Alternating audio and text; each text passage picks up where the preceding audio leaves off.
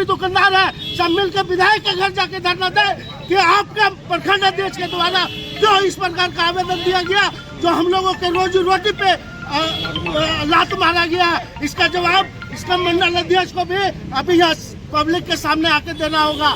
इनको हमने मोहलत भी दिया था, 1 महीने का मोहलत काफ़ी होता है। मुझे लगता है कि इनको स्वेच्छा से हट जाना चाहिए था, और मगर मैंने देखा कि जिन्होंने जहां हम लोग हटाए थे वहां पर पुनः जो है वापस से हमने इनको पूरी मोहलत दी है, और इनसे अपेक्षा यही है कि ये भी एनक्रोचमेंट हटाने में कोऑपरेट करें। ये पब्लिक के लिए ही हो रहा है, पब्लिक को समझना चाहिए ये चीज़। एक चीज है, ये गोमिया रोड आयल रोड मात्र 8 फीट का हुआ करता था, ठीक है, ये 22 फीट का रोड नहीं था। लोगों को समझना पड़ेगा, एम्बुलेंस खड़ी रहती है भाई आधे घंटे, मतलब ये नहीं होना चाहिए। मान लीजिए कितना सीरियस पेशेंट हो सकता है, कुछ भी हो सकता है। ये जाम की स्थिति इतनी बन रही थी, मतलब जो मतलब किसी भी चौक के लिए अच्छी बात नहीं है।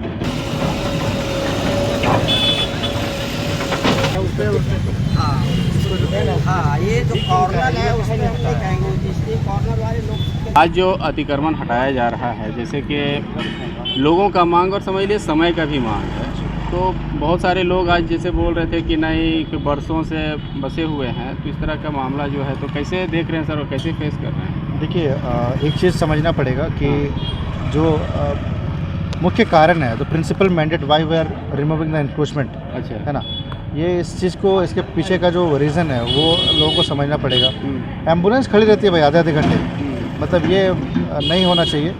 मान लीजिए कितना सीरियस पेशेंट हो सकता है, कुछ भी हो सकता है। ये जाम की स्थिति इतनी बन रही थी, मतलब जो मतलब किसी भी चौक के लिए अच्छी बात नहीं है, और ये धीरे धीरे और जाम ऐसा है कि मतलब उसका कैस्केडिंग इफेक्ट होता है। ये आप यहाँ पे बना रहे हैं, कल को कोई और बनाएगा।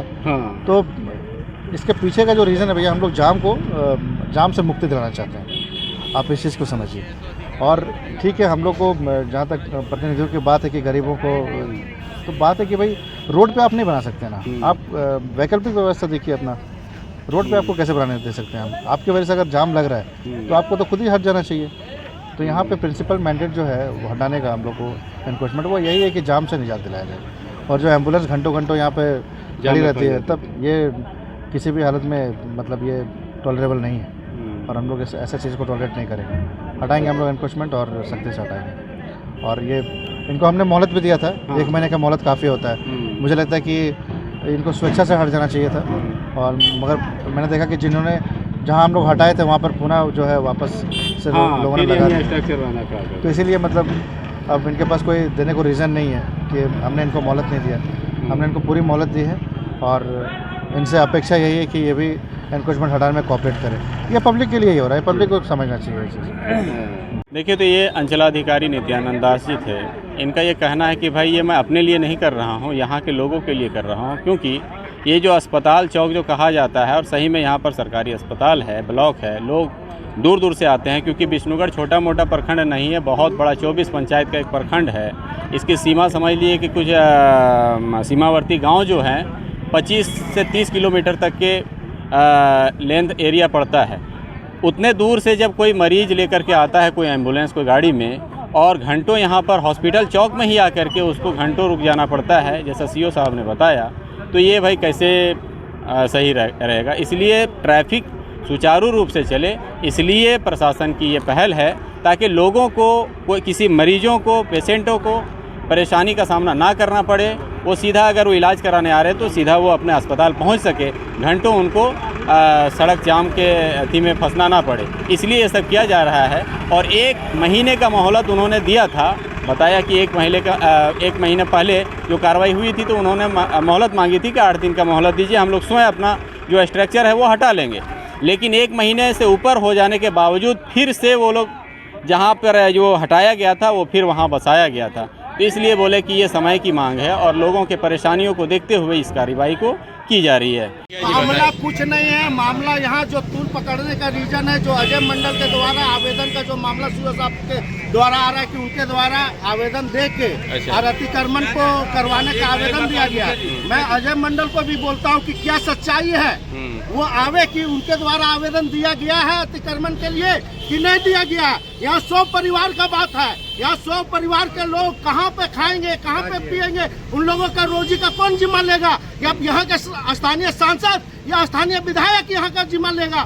सो मैं जानना चाहता हूँ इन लोग कहाँ भूखे मरेंगे, इससे अच्छा विधायक के घर में जाके मरे। यहाँ के जितना भी अगर उनका अध्यक्ष के द्वारा अगर आवेदन दिया गया है तो विष्णुगढ़ के जनता जो जितना भी दुकानदार है सब मिलकर विधायक के घर जाके धरना दे कि आपके प्रखंड अध्यक्ष के द्वारा जो इस प्रकार का आवेदन दिया गया जो हम लोगों के रोजी रोटी पे लात मारा गया है, इसका जवाब इसका मंडल अध्यक्ष को भी अभी यहाँ पब्लिक के सामने आके देना होगा। जो वैसा कार्य करता है जिससे पब्लिक का रोजी रोटी पे नुकसान पहुँच रहा हो। मेरा और कुछ नहीं करना है। जितना भी दुकानदार बंधु है जो अजय मंडल का यहाँ नाम आ रहा है तो उसके आवेदन के कारण एसटीओ को रोजगार दे नहीं सकते हो। रोजगार छीन लेगा अधिकार। अजय मंडल लेगा, हम लोग को रोजी रोजगार कहाँ जाएंगे? हम लोग गरीब आदमी कहाँ जाएंगे? लेकिन हवाला दिया जाता है मुखिया जी, हवाला दिया जाता है कि जाम बहुत लगता है। अरे जाम के लिए विशेष व्यवस्था कर दिया गया था। एक चीज है, ये गोमिया रोड आयल रोड मात्र 8 फीट का हुआ करता था, ठीक है। ये 22 फीट का रोड नहीं था। जिस समय ILPWD लिए है तब कहीं 25 फीट, कहीं 30 फीट, कहीं 40 फीट लिए हुए हैं। ऐसा नहीं कि 80 फीट। तब पर भी यहाँ के लोग जब CO साहब के अगले बार जब वार्ता हुई थी तो लोगों में समन्वय बना के रोड से 20 फीट, बीच रोड से 30 फीट छोड़ के उन लोग दुकान लगाए हुए। देखा जाए अगर रोड का बात है तो PWD का नक्शा भी निकाल के देखा जाए कि ये रोड कितना फीट में जो पास हुआ है। आखिर आयल ही ना इसको अधिग्रहण किया गया था रोड को।